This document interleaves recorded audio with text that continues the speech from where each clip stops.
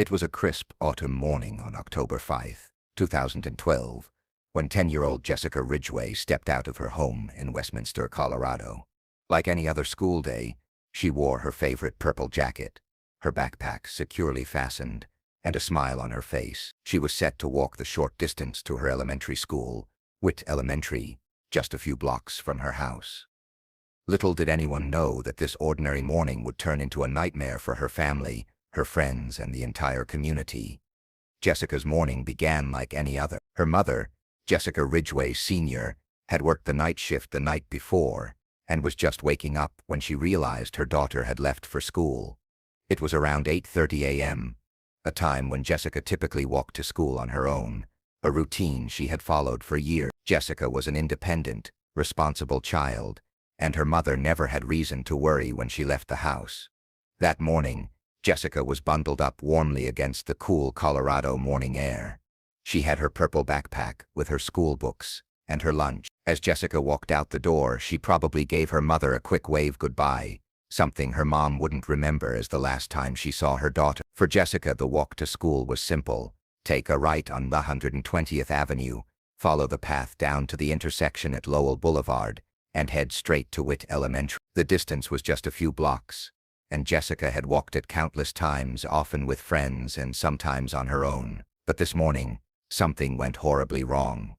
Earlier that morning, Jessica had shared a moment with her mother. Jessica's mom had made sure her daughter was properly bundled up for the chilly morning and gave her the usual reminders. She knew that Jessica was independent, but as any mother does, she couldn't help but feel the need to make sure everything was in place for the day. Jessica's mom, exhausted from her shift, was headed to bed after making sure her daughter had left for school. Jessica had a history of being punctual and everything seemed normal. Jessica's mother had no reason to think anything was wrong. She had a hard job, and there was a sense of comfort in knowing that Jessica was mature for her age. But as the hours passed and Jessica didn't show up at school, that sense of comfort would quickly vanish.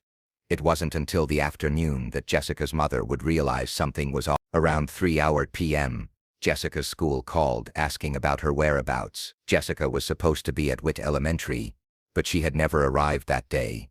Initially, Jessica's mother thought it might be a simple misunderstanding. Maybe Jessica had missed the bus or arrived late.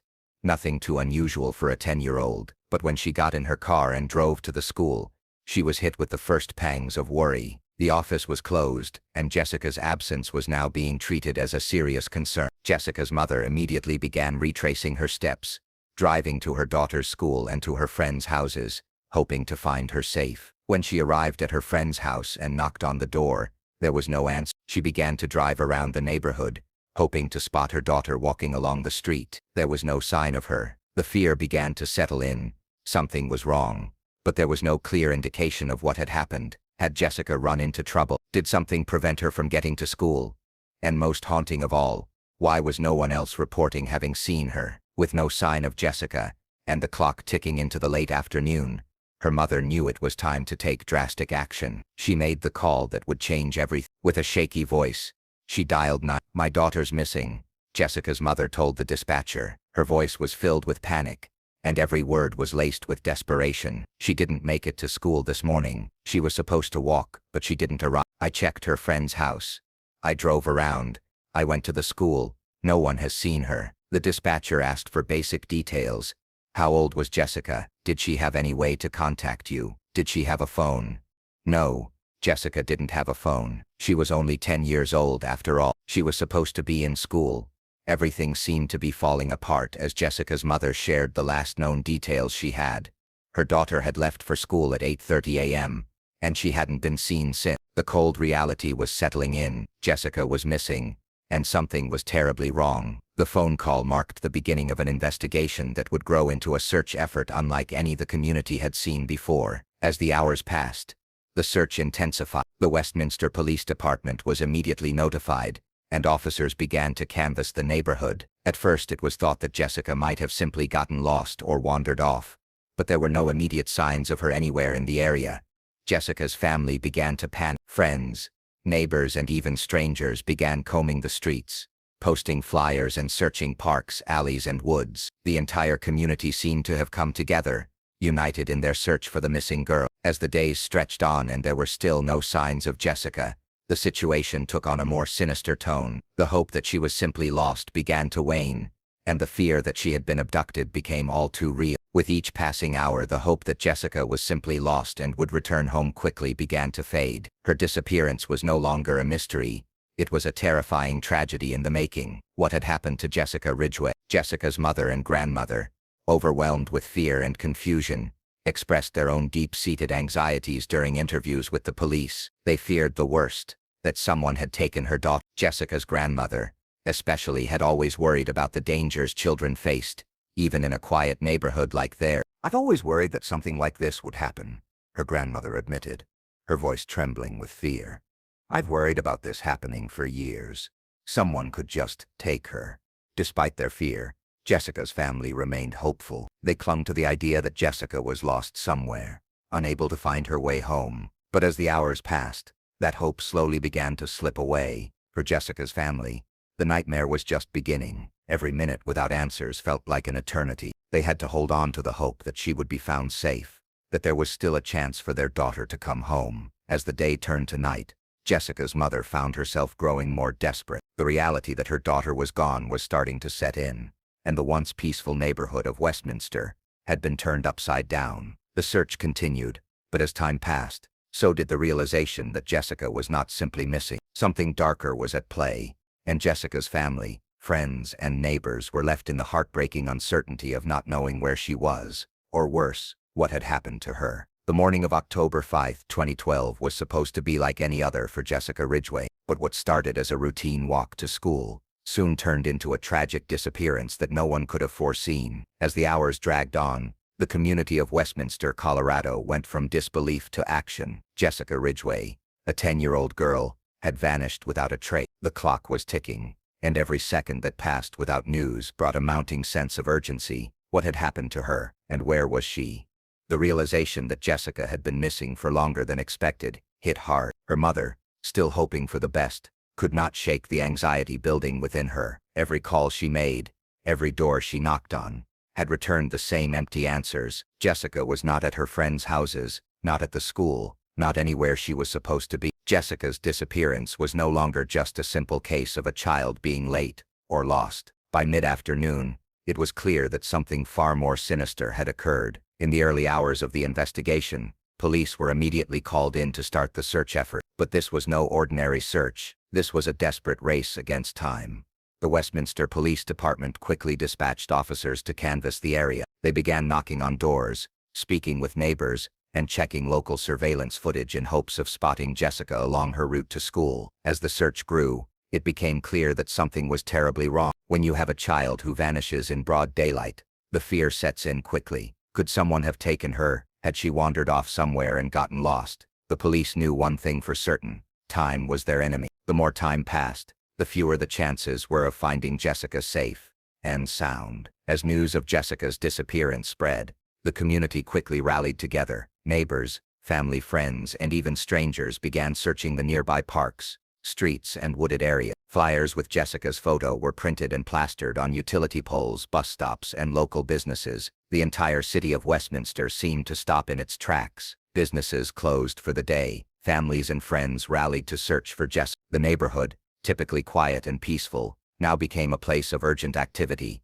as everyone hoped for a safe return. The Ridgeway family was overwhelmed with emotion. Jessica's mother, Jessica Sr., her grandmother, and aunt were all involved in the search. Their worry began to turn into fear as the search broadened. No one knew where to look next, and every minute without answers was a minute they knew could be crucial. Jessica's mother began to feel a deep sense of dread. She had always been cautious about her daughter's safety, teaching her to avoid strangers and never get into a car with someone she didn't know. Yet, this had never seemed like a possibility. Jessica had always been a responsible child. The fear that something terrible had happened to her began to overwhelm Jessica's mother. The family's pleas for help were echoed by the entire community. A few hours into the search, police began reaching out to other nearby cities and counties for assistance. Officers scoured parks, alleys, and abandoned buildings, hoping for any sign of Jessica. As night fell, the grim reality set in. The chances of finding her alive were quickly diminishing. 2 days after Jessica's disappearance,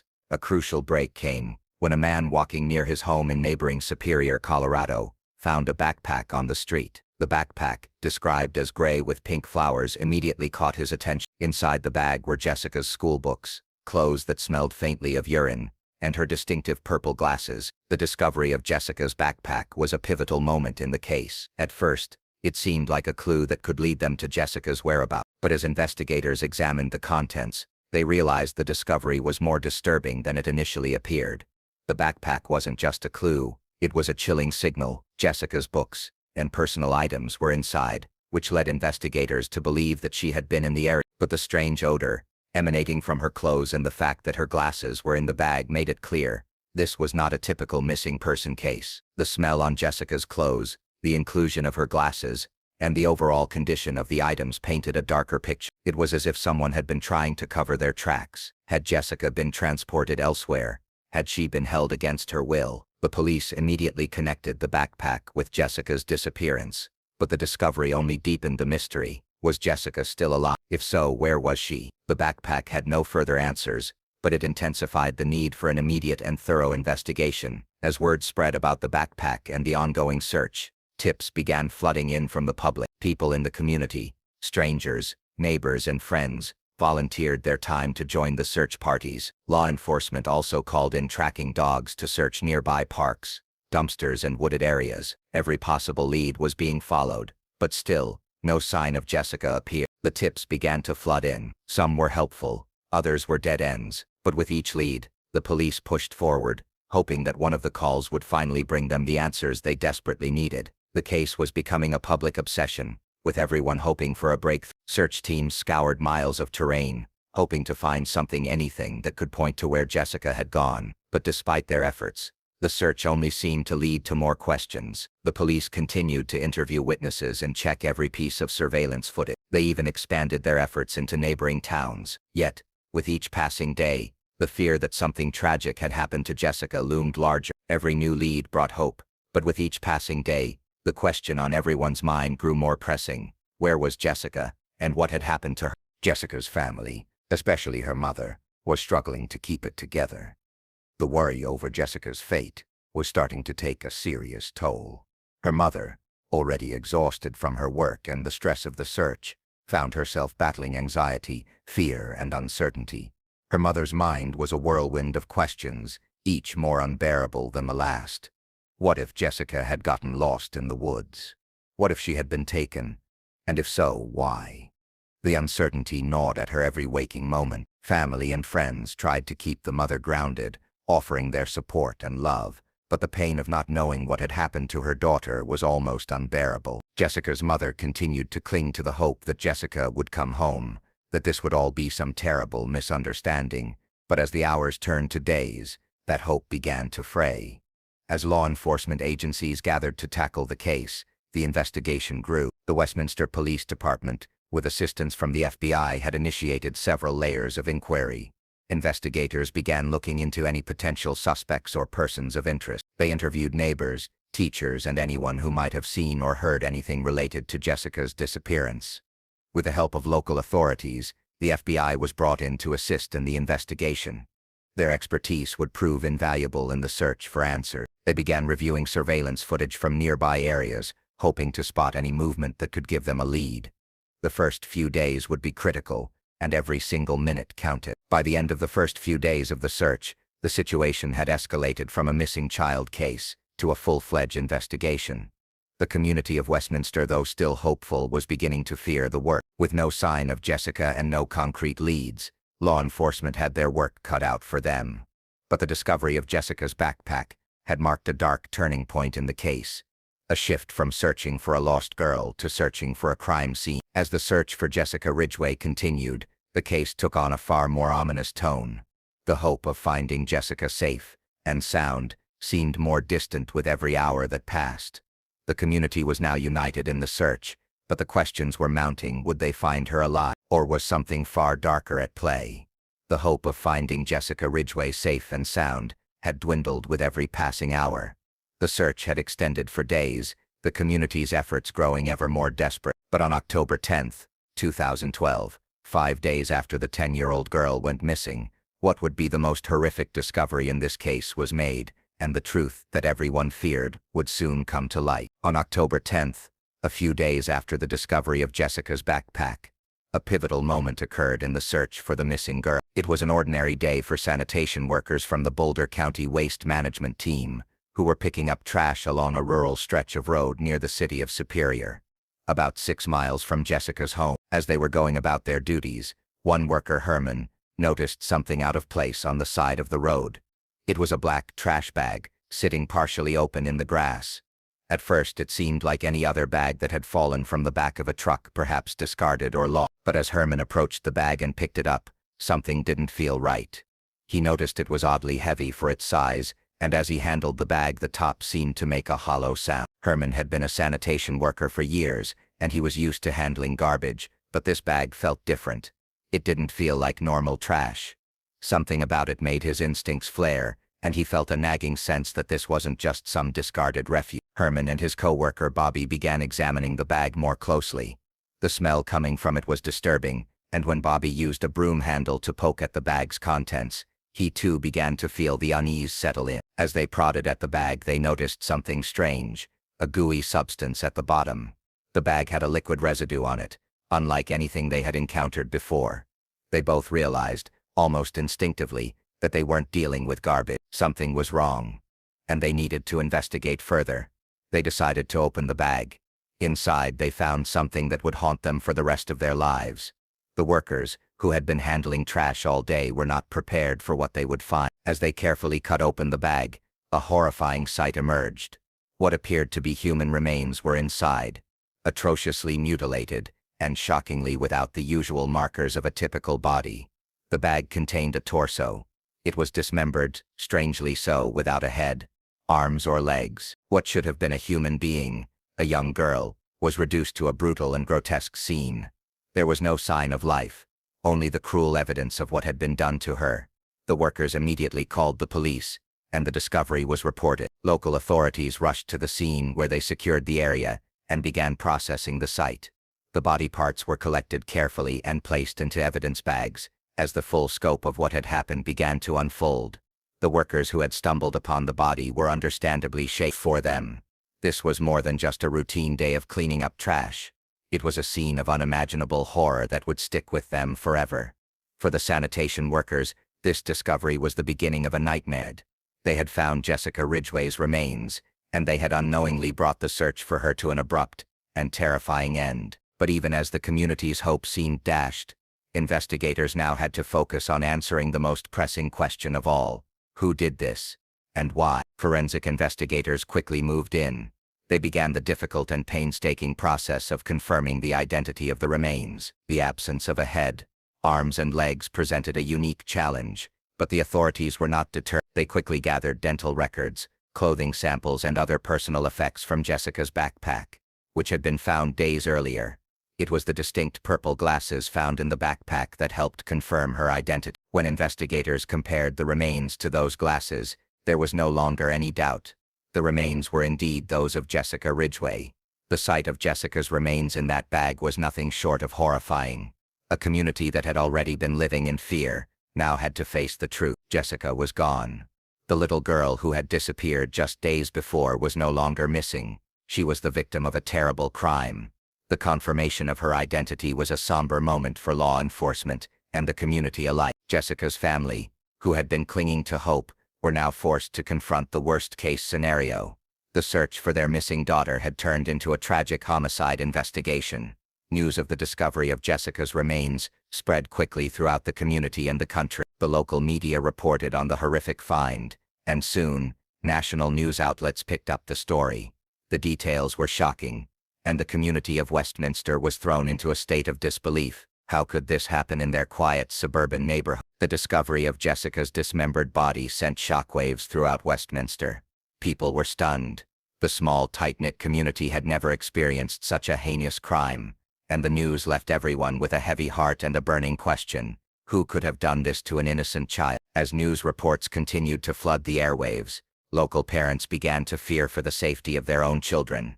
A quiet community that had once felt safe now seemed fragile, and the trust many had in the security of their neighborhood was shattered. Community leaders held meetings to address the growing concerns and to offer support to residents. They reassured parents that the police were doing everything in their power to find the person responsible for Jessica's death. The community, while grieving, came together in a show of unity. Vigil after vigil, prayer groups and support events were held in Jessica's honor. But the tragedy left a dark cloud over Westminster. No one could quite comprehend how something so evil could touch their peaceful street. As investigators worked tirelessly to piece together the evidence, the forensic analysis of Jessica's remains began. The autopsy results were harrowing. It was clear that Jessica had suffered immensely before her death. The dismemberment, which was initially believed to be an attempt to dispose of the body, was part of a gruesome pattern of behavior that only deepened the horror of the crime. The authorities also discovered that Jessica had been strangled before being dismembered. This revelation shocked everyone involved in the case, adding to the grotesque nature of the crime. There were no signs of sexual assault, but the brutality of the murder left no room for doubt. Whoever had done this was capable of unimaginable cruelty. The autopsy confirmed what many had feared. Jessica had not only been murdered, but the manner in which her body was treated was chilling. This was not just a case of a random crime. It was the work of someone who had planned this out and carried it out with horrifying precision. One particularly disturbing detail that came out of the investigation was the discovery of a wooden cross found among Jessica's remains. The cross had strange markings carved into it. It appeared to be a deliberate addition, something placed there by the perpetrator, as though it were meant to send a message. The wooden cross found with Jessica's remains added an eerie and sinister layer to the crime. The cross wasn't just a random object. It was something that the killer had intentionally left behind. Its meaning at first was unclear, but investigators knew it was a clue, and they also knew that this detail, no matter how strange, was an essential piece of the puzzle. As the investigation unfolded, it would become clear that this cross, and the markings on it, might be connected to the killer's mindset. It was one of the few clues that law enforcement could use to profile the perpetrator and understand what motivated such an unthinkable act. As the investigation took shape, Westminster remained a place of mourning. Jessica's family, devastated by the loss of their daughter, struggled to cope with the reality of the situation. The Ridgeway family, especially her mother, had held out hope that Jessica would be found alive. But now that hope had been extinguished in the most brutal way imaginable. For Jessica's mother, the loss was unbearable. She had spent the days after Jessica's disappearance clinging to the belief that her daughter was still out there, somewhere. But now, with the confirmation of Jessica's death, that belief had shattered. The grief was overwhelming, and the search for answers had only just begun. Local memorial services were held in Jessica's honor, and the community began to slowly come together to heal. But the shadows of fear and heartbreak hung over the town. Everyone wanted answers, and no one was prepared for what would come next. The discovery of Jessica Ridgway's remains marked a tragic turning point in the investigation. What had started as a missing person case had evolved into a gruesome homicide investigation. The discovery left the community reeling and forced law enforcement to shift their focus to identifying the killer and bringing them to justice. The truth was now out in the open. Jessica Ridgway was no longer just a missing child. She was the victim of a horrific crime. And as the investigation entered its next phase, the question on everyone's mind remained the same. Who was responsible for ending the life of an innocent 10-year-old girl? As the community of Westminster began to process the unimaginable horror that had taken Jessica Ridgway's life, the search for her killer intensified. Days turned into weeks, but the case seemed to be spiraling toward a dead end. Then, just when hope was almost lost, an unlikely tip would set the investigation on a startling path.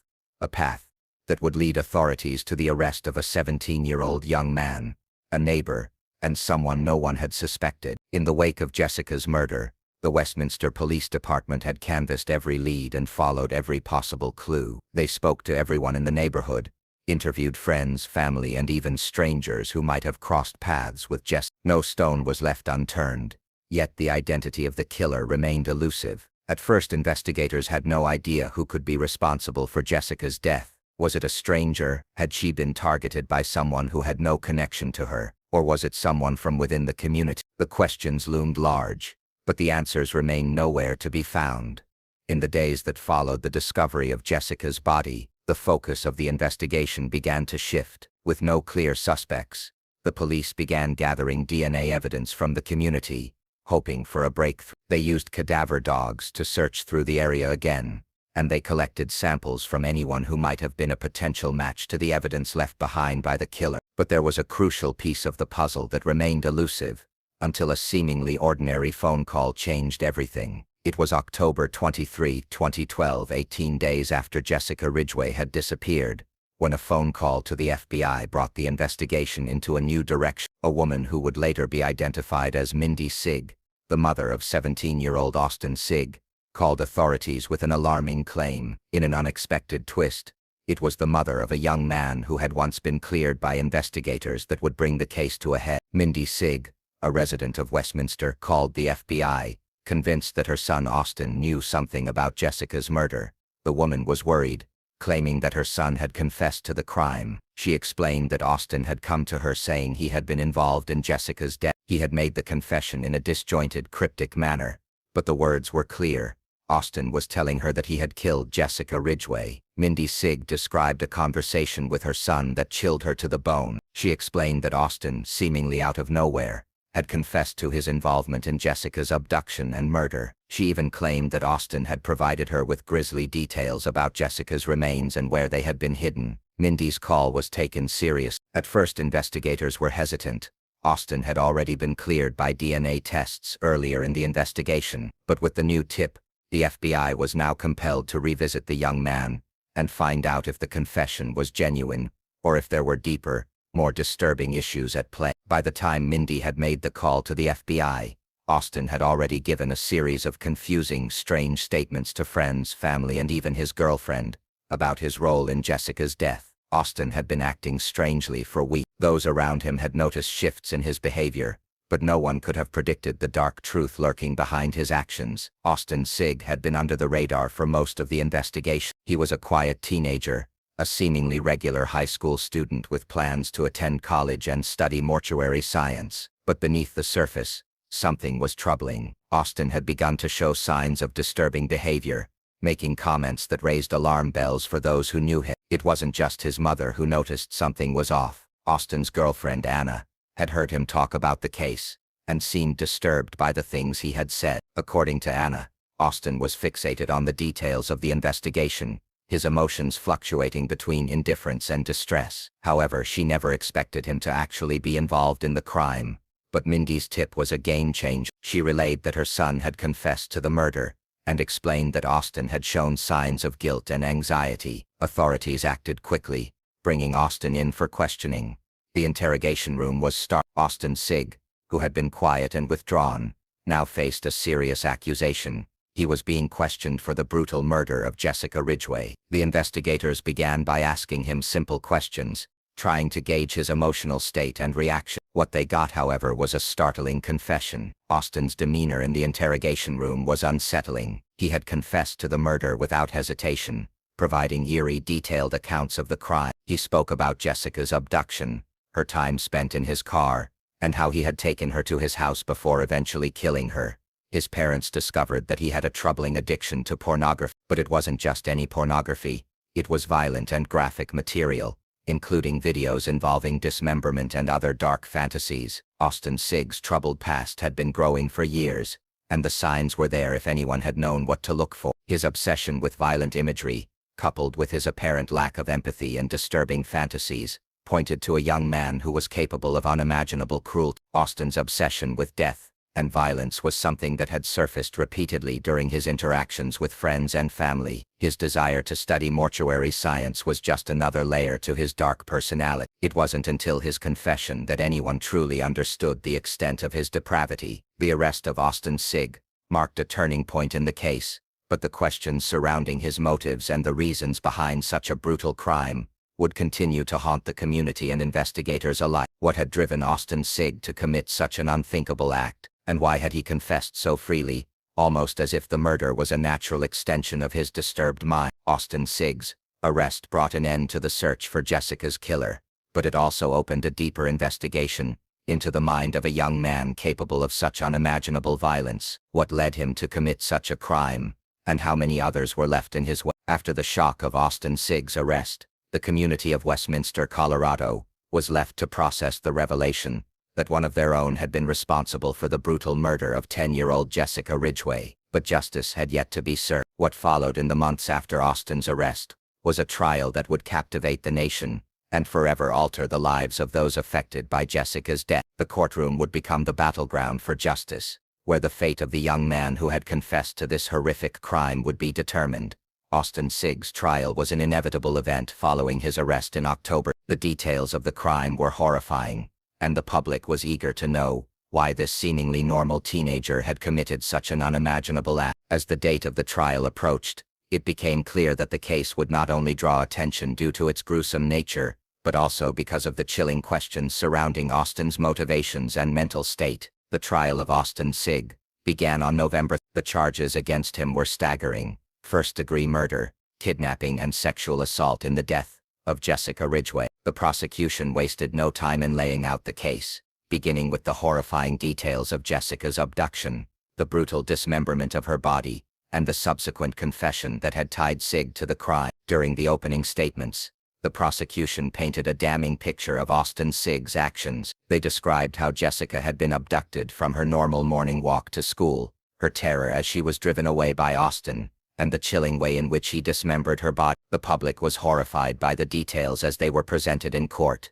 The prosecution presented the evidence with chilling clarity. Jessica had been taken by force, strangled, and then brutally dismembered. The medical examiner's report confirmed the brutal nature of the crime, with forensic evidence linking Austin to the murder. But what made the case even more unsettling was the fact that Austin had confessed freely, detailing the gruesome events in his own words. Austin Sigg's defense team, while acknowledging that their client had confessed to the crime, mounted an argument centered on his mental state. They attempted to convince the court that Austin had not fully understood the gravity of his actions, due to his troubled past and the disturbing nature of his thought. The defense argued that Austin was mentally ill, and that his violent tendencies were the result of his exposure to violent pornography at a young age. They also suggested that Austin had been influenced by his obsession with death and mortuary science, which they claimed had warped his perception of reality. They sought to argue that Austin's actions were not premeditated, but instead a result of psychological disturbance. The defense tried to portray Austin as a young man who had struggled with mental health issues, suggesting that his disturbing behavior, including an obsession with death and a history of consuming graphic and violent media, might have played a role in his actions. They painted him as a teenager who was deeply disturbed, victim of his own dark thoughts. The defense sought a more lenient sentence, arguing for a diagnosis of diminished capacity and requesting a verdict of second-degree murder instead of first-degree murder. They claimed that Austin's actions were not planned but were an impulse born from his troubled past. The prosecution, however, was not swayed. They presented compelling evidence that Austin had planned the abduction and murder of Jessica Ridgeway. His confession, the details of which matched the physical evidence found at the crime scene, painted a picture of a cold and calculating individual. Austin had confessed to luring Jessica into his car and then taking her to his home, where he killed her and dismembered her body. His actions, the prosecution argued, were not the result of a mental breakdown or impulse. They were premeditated. The prosecution argued that the manner in which Jessica was abducted and murdered showed a level of calculation and foresight that couldn't be attributed to a momentary lapse in judgment. They pointed out that Austin had carefully planned the abduction, choosing the location, and even taking steps to hide the body and mislead investigators afterward. Furthermore, the prosecution emphasized the cruelty and callousness with which Austin had carried out the crime. His actions were not those of a confused teenager. They were the actions of a person who had intentionally and methodically ended the life of a young girl.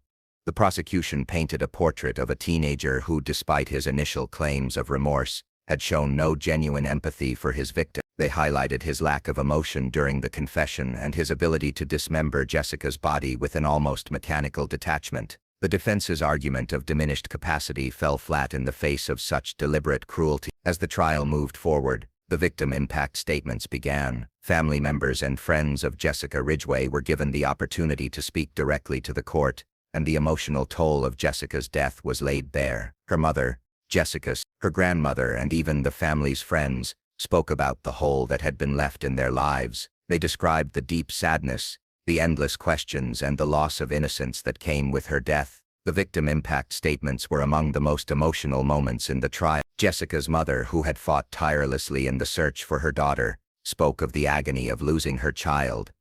"My daughter was my world," she said, her voice breaking. "She was taken from us in the most horrible way imaginable, and we will never be the same." Jessica's grandmother, too, addressed the court, her voice filled with sorrow. "I always worried about something happening to my granddaughters, but I never thought it would be this. I never thought it would be my own flesh and blood who would be taken in such a violent way." For Jessica's family, the trial was not just a legal process. It was a painful journey through the horror of their loss. Each statement was a reminder of the bright, vibrant life that had been tragically snuffed out, and the family's pain was palpable in every word they spoke. As the trial came to a close, the jury was faced with the difficult task of determining Austin Sigg's fate. The evidence was overwhelming. The confession, the DNA evidence, and the victim impact statements all painted a picture of a young man who had intentionally taken the life of an innocent child. The defense's argument of diminished capacity was not enough to sway the jury, who deliberated for just a few days before returning with their verdict. After several days of deliberation, the jury reached a verdict. Austin Sigg was found guilty of first-degree murder, kidnapping, and sexual assault in the death of Jessica Ridgeway. The guilty verdict was a powerful moment, not just for the legal system, but for the community that had been living in fear and mourning for so long. As the judge read the verdict, there was a mixture of relief and sorrow in the courtroom. Justice had been served, but it came at a devastating cost. Jessica Ridgeway's life could never be returned to her family, no matter what happened in the trial. Austin Sigg's sentencing came shortly after the trial, and the question of punishment was on everyone's mind. The severity of his crime, the brutal murder and dismemberment of a young girl, meant that he would face the harshest possible sentence. Despite being 17 at the time of the crime, Austin was sentenced to life in prison without the possibility of parole. On December 5, 2013, Austin Sigg was sentenced to life in prison without the possibility of parole for the first-degree murder of Jessica Ridgeway. In addition to the life sentence, he was sentenced to an additional 80 years for the kidnapping, sexual assault, and other charges related to the crime. The sentencing hearing was another emotional moment for Jessica's family. Her mother, who had fought so hard to find her daughter, was present in the courtroom when the judge imposed the sentence.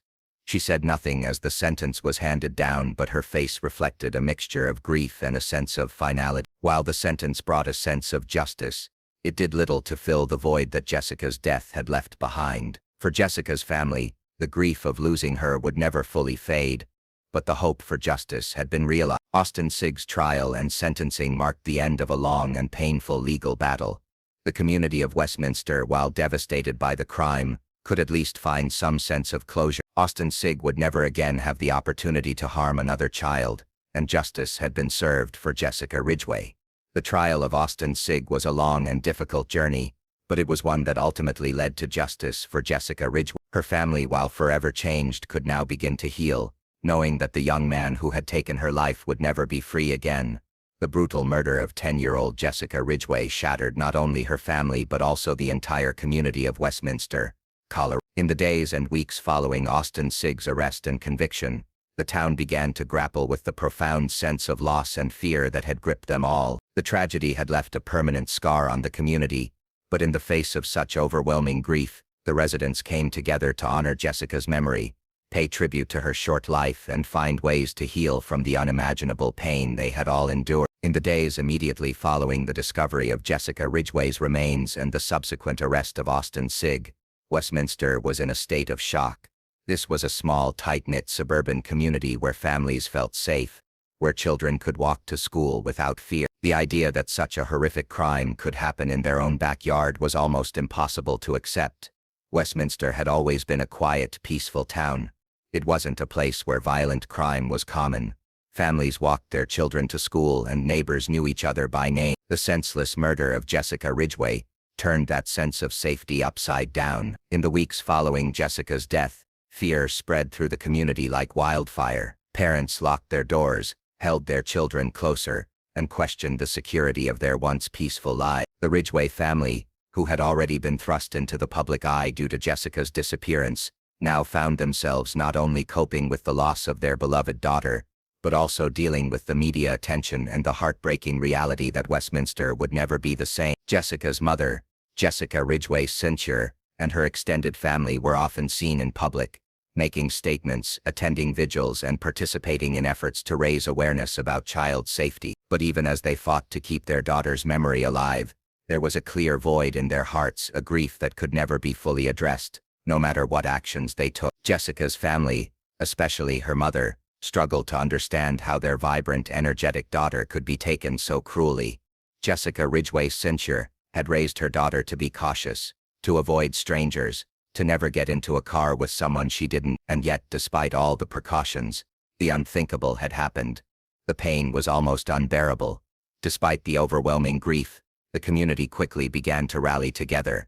The residents of Westminster refused to let Jessica's memory fade away. They began organizing search efforts, vigils, and community gatherings in an effort to show solidarity and support for Jessica's family. The town's residents knew that the loss of Jessica was not just a loss for her family, it was a loss for all of them. In the wake of Jessica's death, Westminster saw a tremendous outpouring of support from its residents. People who had never met Jessica, people who didn't know her family personally, came together to offer comfort. Neighbors organized candlelight vigils, memorial services, and marches to honor Jessica's life. The town that had once been shaken by fear, now united in love and support for the young girl who had been taken far too soon. The search for Jessica, which had been intense and public, was now transformed into an effort to bring attention to the safety of children. Community members handed out flyers, posted on social media, and urged others to stay vigilant. Local businesses displayed missing person posters with Jessica's photo,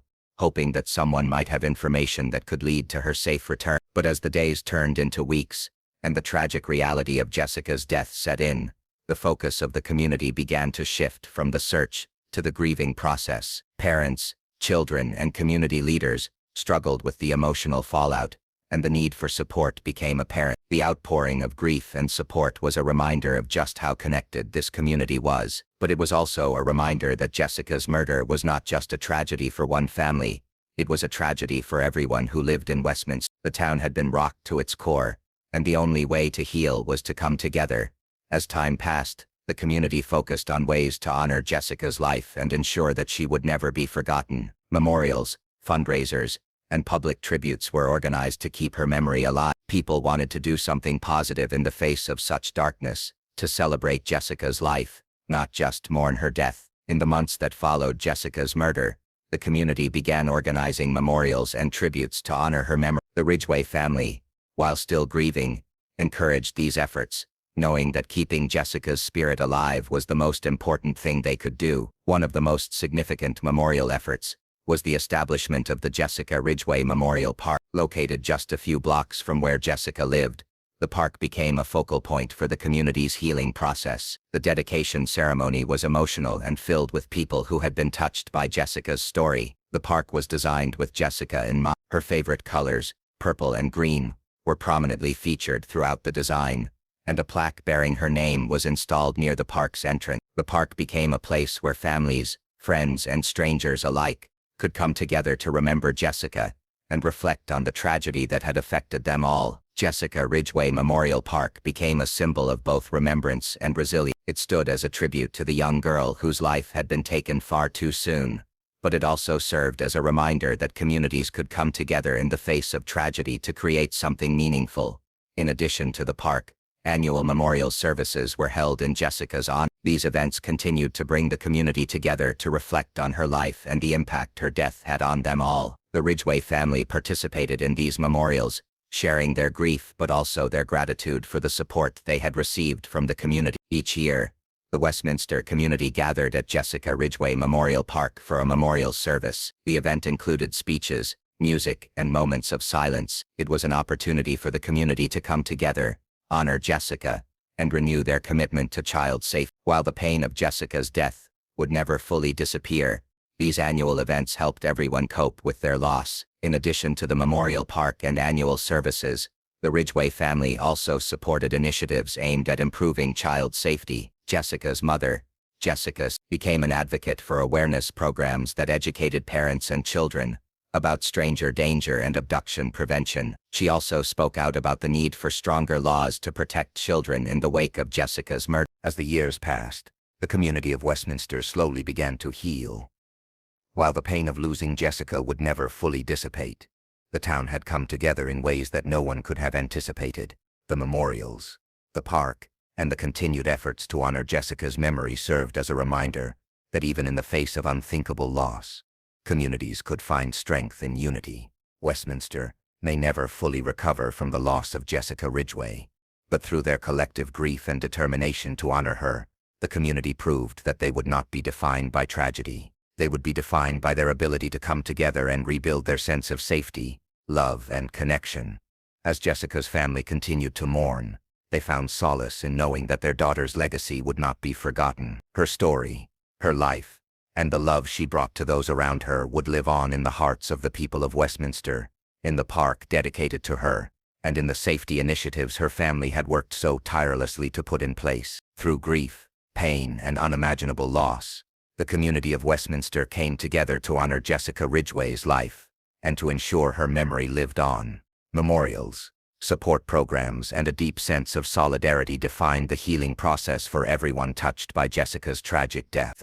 Though nothing could ever replace her, the town's commitment to keeping her memory alive helped them navigate the pain and find a way to move forward. Jessica's story is a reminder of the importance of community, of coming together in the face of adversity, and of honoring the lives of those who are taken too soon. Though Jessica's life was tragically cut short, her legacy lives on in the hearts of those who knew her, and in the community that came together to remember her. While the murder of Jessica Ridgeway was a tragedy that rocked the community of Westminster, it also raised broader questions about child safety, mental health, and the prevention of violence. Jessica's case became a focal point for change, both within the community and on a larger scale. In the aftermath of her death, the implications of the crime reached far beyond the immediate horror. It forced individuals, law enforcement agencies, and entire communities to examine their policies, attitudes, and systems in ways they hadn't before. The impact of Jessica's death reverberated far beyond Westminster. What had been a quiet suburban town had suddenly been thrust into the national spotlight. For families across the country, the horror of Jessica's abduction and murder brought to light just how vulnerable children can be, even in the safest of neighborhoods. Parents everywhere began to rethink how they approached child safety, communication, and awareness. Westminster, a town that once felt secure, was now a reminder of how quickly safety could be disrupted. Parents throughout the country, especially in communities with a similar demographic, began to ask themselves difficult questions. Could this happen in their own neighborhood? Were their children truly safe, even in places they thought they knew well? For many, Jessica's case forced a re-evaluation of how much control and safety they had over their children's daily lives. The tragedy that had befallen Jessica had exposed a harsh reality. Children, regardless of where they live or how careful they are, can become victims of violence. This was especially true in cases where the perpetrator was someone from within the community, someone who could blend in and remain unnoticed. In the aftermath, the questions about safety weren't just about the tragedy of Jessica's case. They were about how it could be prevented. How could a child be protected from something so senseless and violent? Could the signs have been spotted earlier? What more could be done to safeguard children, especially in the digital age? As the details of Jessica's death unfolded, the question of how to protect children from such a tragedy became a focal point for many organizations, parents, and lawmakers. In the years following her death, both local and national efforts to improve child safety protocols grew significant. One of the most significant lessons learned in the aftermath of Jessica's murder was the importance of heightened awareness and vigilance when it comes to child safety. While the tragic event itself couldn't have been predicted, the response to it helped shape new programs and initiatives aimed at preventing future abductions and crimes against children. Local schools in Westminster implemented more stringent safety protocols. Whit Elementary, the school Jessica attended, was one of the first institutions to adopt new procedures to ensure the safety of its students. These included more rigorous checks on who could pick children up from school, clearer communication with parents about arrival times and absences, and the installation of better security systems to monitor the school ground. Whit Elementary became a model for other schools in the district, instituting new policies that would protect students and provide a better safety framework for both the children and their parents. The school's heightened focus on security was a direct response to the horror of Jessica's case, and it became a turning point for child safety in Westminster. On a larger scale, Jessica's case spurred discussions about how communities could better equip themselves to prevent abductions and violent crimes against children. Advocacy groups and child protection organizations began pushing for more community-driven solutions, including better reporting systems for suspicious activity and community engagement programs that aim to keep children safe from harm. While Jessica's death highlighted the vulnerabilities children face, it also forced a closer look at the mental health issues that can lead to violent crimes. Austin Sigg, the 17-year-old who confessed to Jessica's murder, was not a random perpetrator. He was someone from within the community, a young man with a troubled past, including a history of disturbing behaviors. Austin Sigg's case was particularly alarming because he had been living within the very community that Jessica had called home. His troubled past, including his addiction to violent pornography and his obsession with death, raised important questions about how mental health issues can go unnoticed, even in seemingly well-adjusted individuals. Austin's story shed light on the importance of addressing mental health problems early, particularly in young people who may show signs of distress or engage in troubling behavior. While the defense argued that Austin's actions were the result of mental illness, the reality was that his underlying issues had gone unaddressed for years. The case raised crucial questions about how mental health is perceived in society, particularly in adolescence. Austin had exhibited signs of violent tendencies for years, yet no one had intervened. His obsession with death and violence, coupled with his disturbing fantasies, were clear red flags, yet they were ignored or not taken seriously by those around him. The tragic consequences of Austin Sigg's untreated mental health issues served as a wake-up call. Advocates for mental health reform began to push for better support systems for young people, including early intervention programs, therapy options, and more open discussions about mental health in schools, communities, and home. Jessica's murder highlighted the importance of understanding and addressing mental health concerns at a young age. For too long, issues like Austin's obsession with violence had been dismissed or misunderstood. The tragedy of Jessica Ridgeway showed just how vital it was for society to intervene before it was too late. Another broader implication of Jessica's case was the renewed push for stricter laws on child abduction and protection. In the aftermath of her death, several laws were proposed or strengthened at the state and national levels to ensure greater protection for children. The case of Jessica Ridgeway ignited a legislative firestorm, as lawmakers began to focus more heavily on preventing child abduction and strengthening punishments for those convicted of harming children. This led to the introduction of several bills aimed at increasing penalties for abductions, enhancing child protection laws, and providing better resources for families affected by such crime. One of the most significant changes was the expansion of the Amber Alert system, a nationwide system designed to notify the public when a child has been abducted. While the Amber Alert system already existed before Jessica's death, many advocated for improvements to make the alerts more immediate and widespread, ensuring that communities could react faster to potential abduction. In addition to legislative changes, there was a push for more transparency and accountability from law enforcement agencies when it came to missing children cases. Advocates for children's safety began calling for mandatory training for law enforcement officers to ensure that they responded quickly and effectively to cases of child abduction and that they communicated more openly with the public during investigation. Beyond legal reforms, Jessica's case sparked an important conversation about how children are taught to stay safe in an increasingly dangerous world. Schools and communities across the country began implementing new programs that aim to educate children on how to recognize dangerous situations, avoid potential threats, and report suspicious behavior to trusted adults. In response to Jessica's tragic murder, a new focus emerged on educating children about their own safety. Schools began incorporating more comprehensive programs that taught children about personal boundaries, the importance of saying no, and the signs of potentially dangerous situations. By empowering children with knowledge, these programs sought to give them the tools they needed to protect themselves from harm. Programs like stranger danger and personal safety awareness became more common, encouraging children to speak up if they felt unsafe or uncomfortable. These educational efforts aimed to foster an environment where children could trust their instincts and seek help when needed. These programs, designed to empower children and give them the tools they need to stay safe,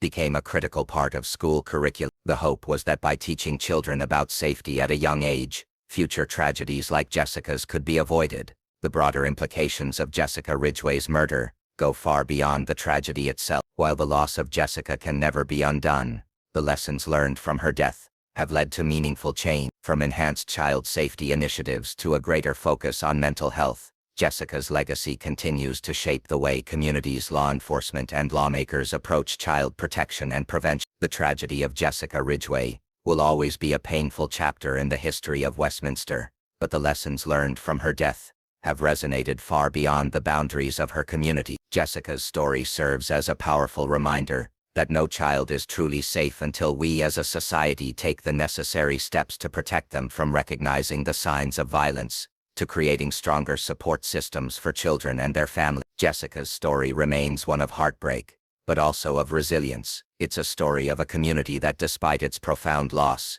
came together to ensure that no child would be forgotten, and that no tragedy would go without lessons learned. Jessica Ridgway's life may have been cut tragically short, but the impact she left behind is undeniable. Her story serves as a catalyst for change, reminding us all of the importance of child safety, mental health awareness, and community unity. Through these lessons, Jessica's legacy lives on, and her memory continues to inspire action in the fight to protect children everywhere.